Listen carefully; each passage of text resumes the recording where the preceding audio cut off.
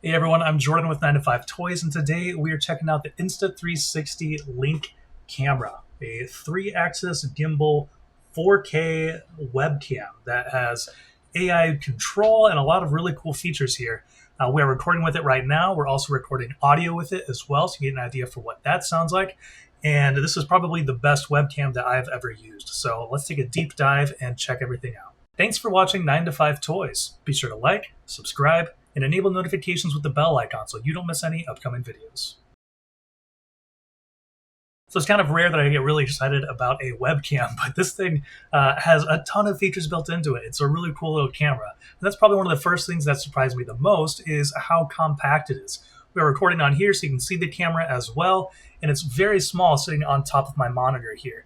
And there is a 3-axis gimbal, which you can just physically rotate and move around if you want to readjust the camera, but it will also stabilize itself. So you don't really have to worry about, I'm going to shake my monitor a little bit. You don't really have to worry about, shaking like that. Everything keeps pretty incredibly stable, which is pretty surprising for a webcam. And we'll dive into it more, but that 3-axis gimbal also means that it can follow you around the frame and it can enter some different shooting modes as well. So really cool functionality built into that.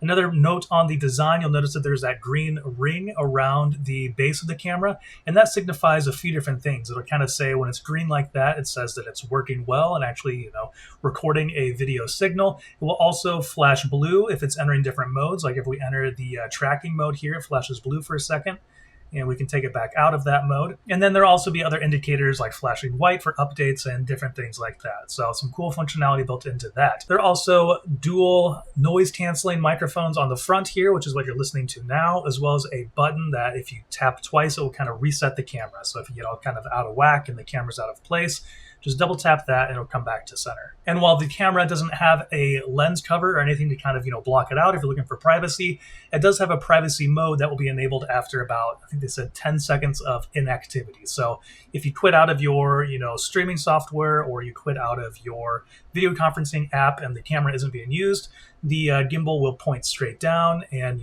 just enter this privacy mode so it's not picking up any video feed. All right, moving on to setup. It's really pretty straightforward on the Insta360 Link camera. So it does have kind of that webcam base to it where there is a little foot you can kind of kick out in the back and just place it on your monitor. You can see from the camera, I'm going to kind of lift it up here a little bit so you can see how that works. But it just clips right here onto the base or onto a monitor and has a nice secure fit. It does have a little bit of heft to it. It doesn't feel super lightweight, doesn't feel chintzy, but it has a really nice secure fit there on top of the monitor. But otherwise, it's completely usable right out of the box without any software. There is an app that we'll dig into later, which has a ton of functions built into it, but if you just need to go and start shooting, then this will work really well right out of the box. All right, so some of the biggest features here is, I think, the image quality, that 4K, as well as autofocus. So let's talk about the image quality real quick. It can do 4K at 30 frames per second, or if you need something faster than that, you can go down to 1080 and do 60 frames per second. So streamers who want, a little bit more speed in there, they can get that at a lower resolution. But personally, I'm really impressed with how this 4K image looks. I mean, holding this back up again, if you want to look at the box, it gets some pretty good detail on there. And looking around the edges here, you can see that things get out of focus. It's got some nice bokeh. Even though it's not a super huge sensor, it's getting some really nice detail, but then also kind of knocking out the background a little bit too there. So just a really sharp looking image. And as I pull that back down, you can see how it's readjusting the exposure for my face, prioritizing my skin tone, even getting maybe a little bit blown out back here from the window that I have open. But I am using a key light here. It's the Razer Key Light Chroma, I think is what it's called. And so that's what's helping to illuminate my face a little bit. I have it set to, I think, maybe 10% brightness, so it's not very bright coming from there, but it's enough to kind of help with that. And I think it does really well in low light as well. So real quick, I'm going to close all these windows. I'm going to turn off this light, and so you get an idea for what it does with just the brightness from my monitor and what kind of an image it gets out of that. All right, now this is just the light from my monitor. There's nothing else on here. I'll kind of open up this other image so you can kind of see what it looks like from the monitor. But it's doing really well in low light as well. There's some pretty good detail. It does start to get a little noisy up here in some of the shadows. You can kind of see up here, but it's like it's an active noise. It's not something really static. It's kind of moving around and just looks kind of like that grain. So to me, I think it looks really good. For low light, and especially we're still shooting in that 4K resolution. So to be passing that through, I think that it looks pretty sharp. All right, but the Insta360 Link has one more trick up its sleeve for shooting modes. It has an HDR mode. So we're going to hop over to the software real quick and enable that so we can get an idea for what that does in tricky lighting situations, like when you have this big blown out blur back here. So here, let's hop over and enable HDR. So one note on HDR is it doesn't work with 4K resolution, so I dropped the resolution down to 1080. That's what we're shooting in now. It also doesn't work with 60 FPS, so you can only do 1080 30. But we're going to turn on HDR, and here you can see with HDR, it kind of just evens everything out a little bit. There's not as much contrast on my face, but you can also see, we can see a little bit of green out that window. It's not blown out anymore. So that's pretty impressive and pretty powerful if that's something that you want to implement. If you do have some big blown out windows like that, this just kind of evens everything out so it doesn't look quite as contrasty in there. So not going to be necessary for every shooting mode, and you can't get the highest resolution or frame rate out of it, but can be pretty powerful if your image needs just a little bit more love. All right, so the last part of the image that I want to talk about real quick is the autofocus, because it is really good. I think they're calling it their true focus. They always have some special name that they have to give their features, but I do think it's really sharp on the Insta360 Link. It seems to be pretty quick, pretty snappy, and works really well. And that's something that's a huge difference with the Razer Kiyo Pro. I like the image that comes out of that camera, but the autofocus was just pretty poor. But that is definitely not the case with the Insta360 Link. In all of my experiences, it's pretty snappy. We'll even back up here and it'll get focused on my face again. Everything's working really well. And if you get close to it, it works great. And you get even more bokeh here in the background. Actually, they say the focus distance is 4 inches, but I feel like you can get even closer than that, and it'll still stay, in focus, pretty sharp. So very usable autofocus. I love the auto exposure as well, as it kind of just comes back to my face there and exposes for that. So really impressed with the image right out of the box. All right, so now we're going to dive in and take a really close look at the Insta360 Link software. All right, so here we are within the Link. I'm recording, I think, at a lower resolution, so it might not look as sharp, but this will give you a good idea of everything that you can do in here. First off, looking at this main screen here, you can change the resolution. So we're at 1920 by 1080. I'll pop that up to 4K, but I think over in Streamlabs, I don't have it set to 4K recording there, 4K capture there. So it still might look a little bit softer than what it did through OBS. But here, let's just dive in, take a look at some of the functionality. So down here on the bottom are some of the main features. So first up is the tracking mode. So when you hit this, it's going to be enabled. And what this does is it will track you as you move around the frame. So as you go left and right, it's going to stay pretty much locked on you. And in my testing, this does really well. The only time I could really, freak it out is when I just did some very exaggerated movements and just kind of tried to, when you actually try to trick it, you can get it to do that. But under normal scenarios, normal situations, it does a really good job of tracking you through the frame. All right, so I'm going to turn that off. Next up, we have the whiteboard mode. So this is great, obviously, if you're giving presentations. Included in the box are these 4 little tracking stickers that you can place on a whiteboard. I have it on a blackboard here just to demonstrate this. And so what that does when you enable it, the camera will find those little tracking stickers. It will focus on those, and then it's going to zoom in and just focus on just that. So this is great, if you are giving a presentation and you just want to focus on, some sort of whiteboard or blackboard like this, it's really easy to do. And then there are gesture controls to disable that. So I think if you do a little peace sign, it will disable that and go back to normal. So some really cool functionality built in there for presentations like that. All right, and next up is overhead mode. I don't have it set up to do that right now, but basically, if you enable that and you have it on some sort of device where it's overhead, it will do a top-down shot and give you a nice shot of whatever's going on down there. So very useful. This would be great for showing off keyboards, for showing off something on your desk like documents. But then there's also one other mode that if you have it mounted on top of your computer monitor like I do, this is called Deskview mode. So Deskview mode, this is meant to kind of highlight what's on your desk, and it changes up the orientation of the camera so that documents on your desk show up the right way. And you can also see, I'll bring in a 3D object, you can see that it kind of distorts the image as well. So it's trying to take documents and make them look square on your desk so they're not distorted. So other things might look a little funny, but with documents, it works really well to highlight those. All right, and moving on over here on the right, we're going to take a look at some more controls. So we have the gimbal controller. So if you don't have it in tracking mode, you can use this to kind of change the orientation of the camera.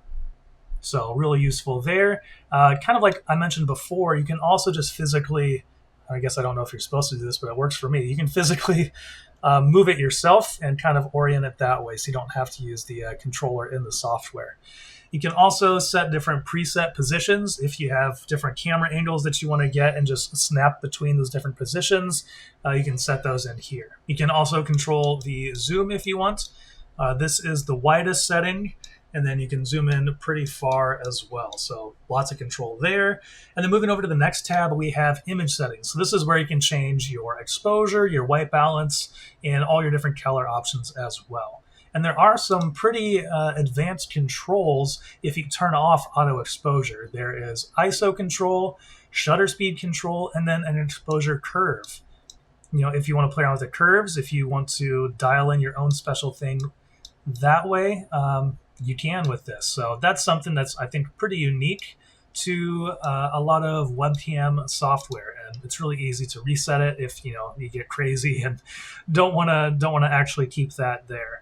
So I'm going to turn back on auto exposure because in pretty much all of my experience, all of my testing, I've been pretty happy with what the auto exposure does. And then there's also white balance if you want to adjust that. We're going to turn that back on because once again, pretty happy with what it does. And then you have brightness, contrast, saturation, and sharpness controls as well. All right, and then the first thing in the More Settings tab is gesture settings. So there are different gesture controls you can do because of this AI-powered camera. And so basically the gestures just turn on and off some of the different shooting modes. So back up a little bit because we don't have to actually touch the computer. And just like that, I turned on the tracking mode. By waving your hand, you can turn that on a little bit. So as I move around, it tracks me. And so I'm going to turn it back off by waving my hand. And the ring around the base of the camera flashes blue to let you know that it's no longer in that mode. And you can see that it's staying still. And then the other mode you can turn on and off is the whiteboard mode that we kind of showed off before. But if you give a peace sign, it will enter that whiteboard mode and automatically start tracking there and get that all sorted out as it kind of hunts around a little bit and finds that. So really powerful to move back and forth between different shooting modes just by doing some quick hand gestures. And those can be enabled and disabled. If you don't want to accidentally enable one of those, you can turn those off here in the gesture settings. And then moving on, we have the AI zoom. Once again, it's going to use the AI control to either focus on just your head and zoom in. And let's see if we can get it to actually do this. So I wonder with AI zoom if you have to have the tracking mode enabled. Okay, it looks like it does. As I enabled the tracking mode, it zoomed in on my head. And if I turn that off again, oh, it stays zoomed in. Interesting. Okay, but there are different modes as well. So let's re-enable the tracking mode. We'll go to half body, and it zooms out to get my half body. And then there's also a whole body mode as well. If you are, they kind of showed off, like if you're doing dance moves and trying to get your whole body, the camera will stay focused on that and make sure that that is in frame. So once again, some really cool functionality built in there. So we're going to turn that off. And then there are settings for anti-flicker if you're having some flicker that you need to control. There's tracking speed, which this is the normal speed, and it actually seems to track pretty quickly to me. You can put it in fast mode, which I guess does go a little bit faster, and you can put it in slow mode, which slows down a little bit smoother. So I'll just leave it in normal. And you can turn off the autofocus if you want, but once again, it's pretty strong. I like to leave that on. And then there's the HDR mode. There's mirror image, depending on whatever software or whatever image you're trying to create. So it gives you the firmware version and gimbal version. So the one thing we skipped over there is streamer mode. And what this does is this enables some vertical video resolutions, 9:16 instead of the normal 16:9. So to get rolling with streamer mode, you need to enable it with this toggle, and then you also need to choose the actual 9:16 resolution that you want. And one note here is that Insta360 recommends putting this on a tripod and then orienting the camera so it is sideways rather than pointed up like this. So look at that set up real quick and show off what that looks like. All right, so here we are in that streamer mode. I've turned it on, I've enabled it. I've also set the camera on a tripod and kind of gotten it in that horizontal orientation. So now you need to actually go over to the resolution and flip it to the one that you want. So I'm going to do 1088 by 1920. And with it in that mode, you can see that the camera changes itself, and then we're in this vertical orientation. So if you want to shoot vertical and you don't want to have to crop it in post, which is what you often have to do with other web cameras, this enables that mode, which is pretty powerful, and it's still stabilized. So if I enable the tracking mode by waving, there we go, it will still track me through the frame even in this streamer mode. So once again, some really powerful features built in here for shooting exactly how you need to. All right, so really the only other thing I want to talk about, but you've been listening to this entire video, is the microphone. It's pretty good for a webcam. Usually I wouldn't recommend using one of these, but this one's doing really well. And especially of note, I have an air conditioner running. It's been running this entire time, but in my testing, I couldn't really hear it in the background of the video. So really impressive what it's doing with those dual noise canceling microphones on there. All right, so wrapping up here, I don't know if we've mentioned it yet, but the price is $300 on this camera. So definitely not the cheapest, but like I mentioned before, this is one of the, if not the best webcam that I've tried. And it may not have like quite the image quality or depth of field of like a DSLR or mirrorless camera with a nice fast lens. But at the same time, this has a ton of other features that are great for creators, for streamers. With those different shooting modes, it's ready to go right out of the box to kind of shoot overhead, to shoot on your desk, to shoot forward, and to track you through a frame. And these are features that you couldn't really get on a DSLR or mirrorless camera. And that's because, thanks to that 3-axis gimbal and the stabilization in there, it's just kind of ready for a lot of different shooting modes, and then also keeping everything really stable and tracking you through the frame. So it just kind of feels like this webcam can do it all. It's a kind of a one-hit camera for a lot of different things that you need to do. All right, well, that's going to wrap it up for this review of the Insta360 Link, the 4K AI-powered webcam. Let us know what you think about it down in the comments below. If you're looking for some other videos to watch, I'll link to our review of the Razer Kiyo Pro. Definitely check that out for a kind of comparison, and then also our most recent video. And thanks for watching. If you enjoyed this video, please give it a thumbs up and consider subscribing.